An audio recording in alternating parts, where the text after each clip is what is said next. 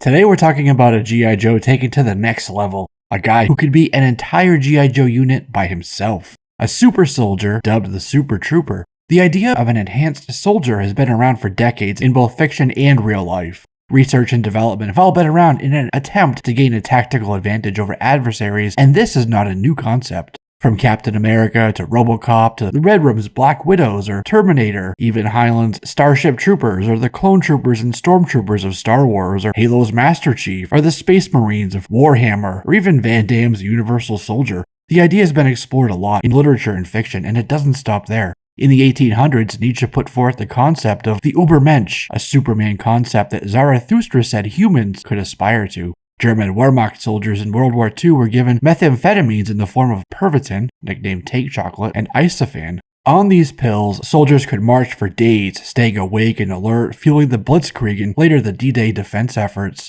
It was British intelligence officers who stumbled upon the pills in a crashed Luftwaffe plane, and so the Allies decided to create their own, opting for a medication called Benzedrine. In 1941, General Eisenhower ordered 500,000 tablets to be sent to U.S. troops in North Africa. And then when World War II ended, and with new world superpowers forming, in 1950 as NSC-68 was put on Harry Truman's desk to propose the idea of militarily countering communist expansionism and ideals, the CIA believed that the Soviets were developing capabilities to affect humans through drugs and conditioning. So they began working on Project Bluebird, renamed Project Artichoke in 1951, which was aimed at controlling humans via induced conditioning and drugs like LSD, essentially working to develop a Manchurian candidate. CIA Deputy Director Alan Dulles initiated MK Delta in 1952, which changed to MK Ultra in 1953, then MK Search in 1964. These used psychology, radiation, electroshock, chemicals, and other techniques to manipulate, enhance, and control a subject.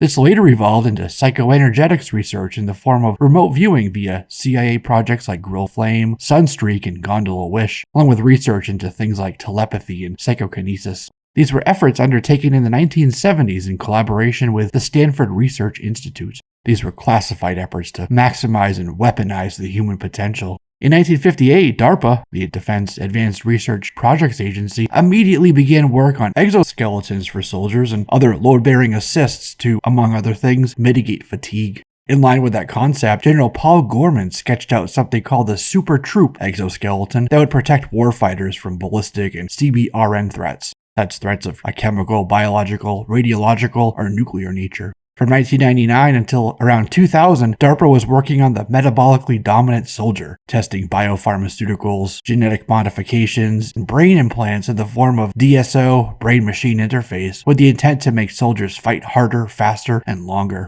In 1960, NASA first used the portmanteau cyborg, meaning cybernetic organism, as they conducted research into long-term space travel. In 1982, Lieutenant Colonel Jim Channon proposed a battalion of super soldiers that would be called the First Earth Battalion, inspired by the human potential movement, which had roots in both Hindu philosophy and transcendentalism.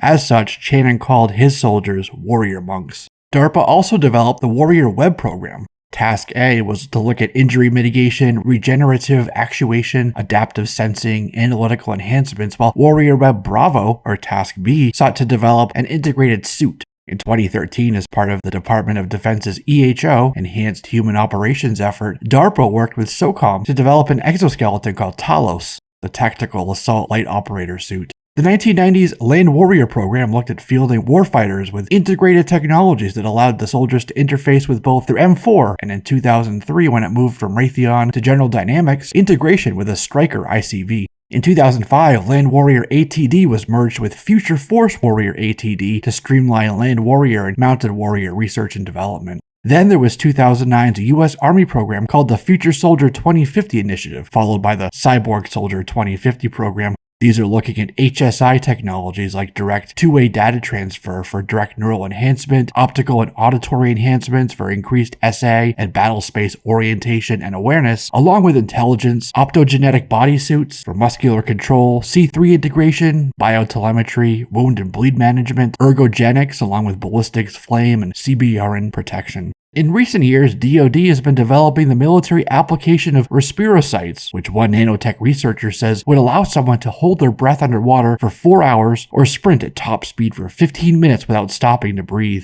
Also, the Air Force is looking to integrate AI with pilots and airmen in the Skyborg program.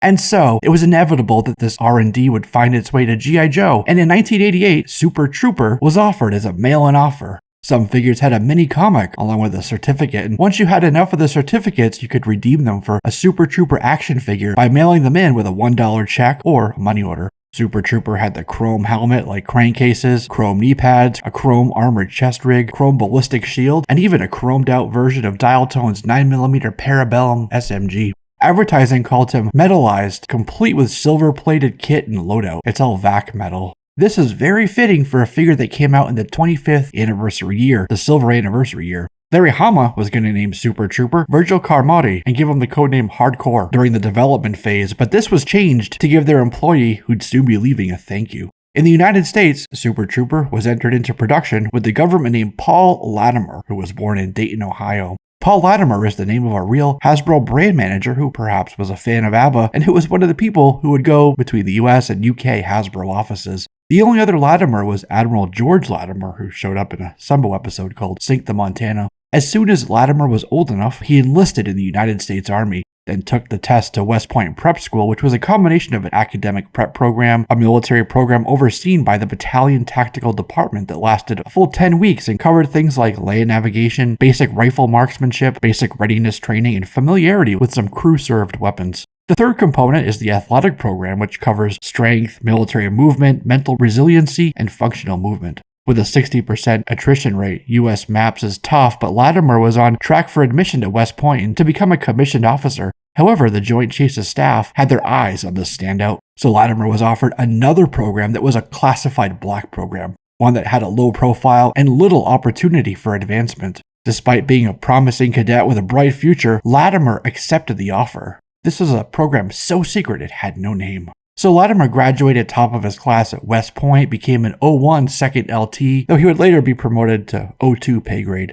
Through this time, Latimer learned 3 languages from the potential adversary list, earned his wings to meet the airborne qualification, and then also became a recipient of the Expert Infantryman's badge, meaning he had mastered certain proficiencies. For example, he had a 1 in 50,000 skill military topo map to find a couple 10-digit grids, then had to train up and then test land nav from release to endpoint in both day and night, along with medical weapons and patrol tests. The EIB is different from CIB, which is given to those who have been in active ground combat.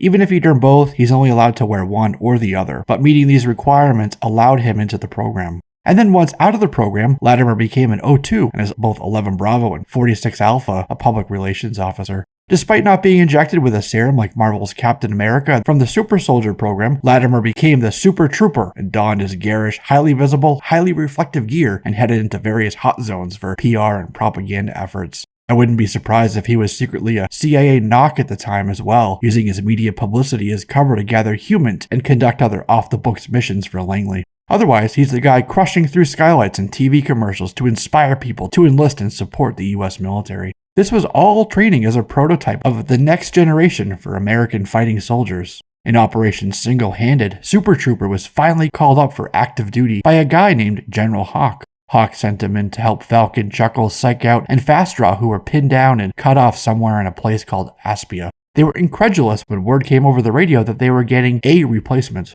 Hawk met with Super Trooper in the briefing room to give him a sit rep. Cobra had been building up their heavy weapons arsenal in the Aspian Mountains, confirmed by USS Defiant high-altitude surveillance. Latimer said he could get the Joes out and close the pass. That night he was dropped behind enemy lines and he waited until sunrise to get eyes on the enemy and to make his move, chuckling internally that there were only 20 Cobra troopers. He shot a rock slide at a cluster of Cobra troopers, then took out 4 more troopers with a crescent kick and finally threw 2 more while the remaining troops ran away. He then met up with Flint, Chuckles, and the team and officially introduced himself. Super Trooper started out as strictly mail-in but was later sold in other mail-away offers like Operation Deep 6, where he was now listed for $3.50 US and a single flag point. In that offer, Super Trooper had breached a secret Cobra underground hideout on an uncharted island that was actually a Cobra submarine sent to destroy the Joe's naval fleet. So Super Trooper made it on board to turn it into the Red October. In Super Trooper's commercial, he was introduced as the Ultimate Warrior.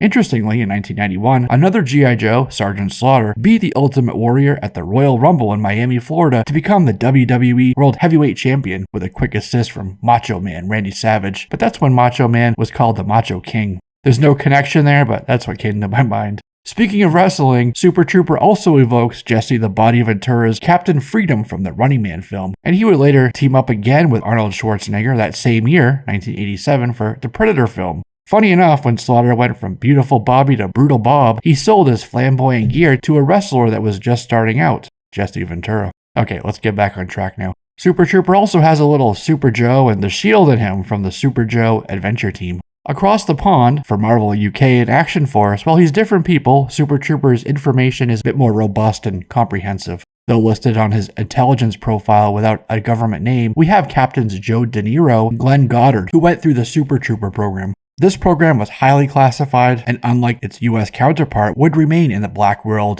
There was no media PR spin to it. The goal here was to mold a super soldier who could be inserted deep into enemy territory to conduct recon, sabotage, CSAR, or personal recovery, and deep strike missions by himself and without any support. Action Force worked as a team. That was one of their main strengths, so the idea of a lone wolf wasn't appealing at first, though they realized that there would be situations where an army of one would be best suited to the mission profile. To be a UK Super Trooper, you would need to be fluent in French, Russian, Mandarin Chinese, Arabic, Spanish, Swahili, and Urdu, 7 languages. You'd have to know both West Point and Sandhurst military theory, have embedded with Bushmen in the Kalahari Desert, with the Amazonian tribes of Brazil, and the Inuit of the American North, to learn how to survive off the land in a variety of environments. You'd have to have served tours of duty with a Tier 1 US Spec Ops group like Delta Force, along with SAS, Germany's GSG-9, and the French Foreign Legion, which is interesting that it doesn't use GIGN instead. You'd also have to train at a ninja dojo in Japan to be a black belt in 12 martial arts and graduate the US Navy's Fighter Weapons School, aka Top Gun.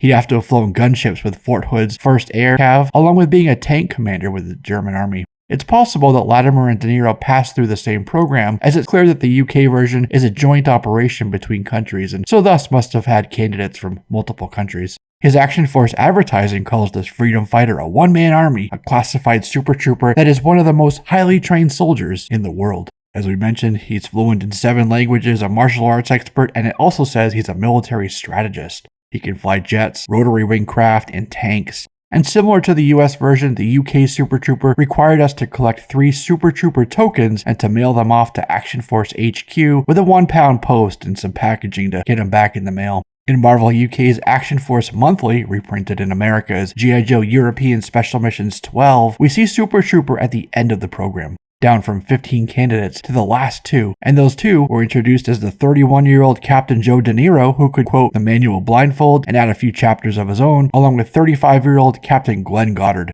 During training, they'd gone through SAS together, where Goddard had saved De Niro's life a couple times. There were only 2 because the fallout rate on Super Troopers clocked in at over 85%, which ended up being just above the dropout rate for SEAL Buds training. Hawk showed Flint and Falcon footage of these 2, and he said one time they buried De Niro alive for 3 months, and he was supposed to get out in 2 months, but ended up liking it down there in the hole. Goddard had a better score on his range hip firing than others do with scopes, lasers, bipods, and other aiming assists. Flint took them through the final evolution of their training, teaching them to get hurt and to expect the unexpected. Flint took them water skiing and napalmed the lake, then chained them to railroad ties in front of an incoming locomotive, then put them in a centrifuge with the slide up to max G's right before sending them out on a 25-mile barefoot run through the countryside. That next morning was ACM training with a Sky Striker, where they had to take on a squadron of Cobra Rattler drones. They took out a few before their nose and canopy were chewed up with depleted uranium rounds, and so they swept the wings on the Sky Striker forward to slow down. They were headed for a small village, so Goddard stayed on the stick to guide the plane away from the village and save the villagers while De Niro punched out. De Niro was angry with Flint, but Flint had said that that was the final test, that only one could survive, only one could make it to be the Super Trooper. Joe and Glenn had relied on each other, but the Super Trooper was to be truly self-sufficient. And though he died, Goddard would always be remembered as a Super Trooper. I'll leave you with a particularly meaningful quote to De Niro from Lao Tzu. Whosoever conquers others has force. Whosoever conquers himself is strong. Whosoever is self-sufficient is rich. Who does not perish in death lives. And with that, that's a wrap on this one, my friends. I'm Jesse, this is JLS Comics, and I'll see you soon.